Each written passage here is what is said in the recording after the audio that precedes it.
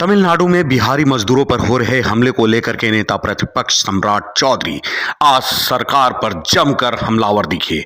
जमकर के नारेबाजी भी हुई और उन्होंने सरकार को क्या कुछ कहा आप सुन सकते हैं। बंद करो, बंद करो, घोटाला बंद करो, बंद करो, बंद करो। 10 लाख नौकरी का वादा पूरा देना होगा, देना होगा। 10 लाख नौकरी का पूरे देश में हवा चल रहा है और पूरे देश में 400 से अधिक सीटें लोकसभा में जीते। लेकिन आज बिहार में नौजवानों को जो छलने का काम कर रही है महागठबंधन की सरकार, उसको हम लोग एक्सपोज करना चाहते हैं। 2014 में चुनाव के पहले ठीक उस समय नीतीश कुमार जी ने 13,000 लोगों की वैकेंसी निकाली, लेकिन बाद में जब हम लोग महागठबंधन को अलग करके एनडीए की सरकार बनाए तो हम लोगों ने 11,000 लोगों की नौकरी की बहाली की।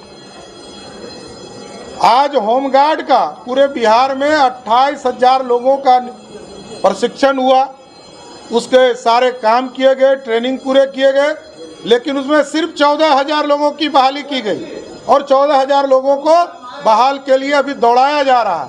तो शीघ्र करें।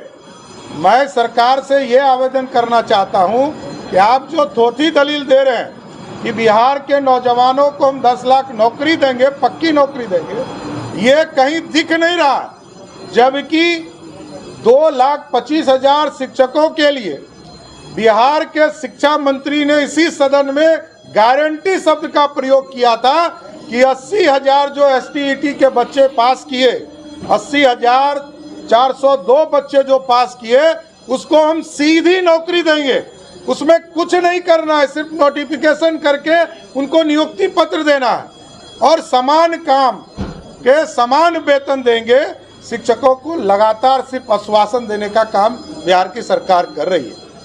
हम लोगों ने 10,000 पुलिस वालों की बहाली किया अप्रैल में, नौकरी का नियुक्ति पत्र दिया अक्टूबर में, जबकि ट्रेनिंग हो गया, तनख्वाह मिल गया। तो ये दिखाने वाली सरकार है, ये रोजगार देना नहीं चाहती है। हम लोग आग्रह कर रहे हैं कि हमारे जो नौजवान हैं, हमारे जो छात्र हैं, जो अभ्यर्थी हैं, उनको सीधी नियुक्ति देने का काम कीजिए। एक सवाल यह भी है कि जहाँ जहाँ आपकी जीत हो रही है, जिस तरह से नहीं, स्वाभाविक है, नहीं बोलेंगे। वो तो केक काटने गए थे, स्टेलिन के जो वहाँ के मुख्यमंत्री है उसके केक काटने गए थे और वहाँ हमारे बिहारियों पर लाठी चल रहा है। तो ये तो चिंता करना था कि केक खाना है कि बिहारी का अस्मिता बचाना है।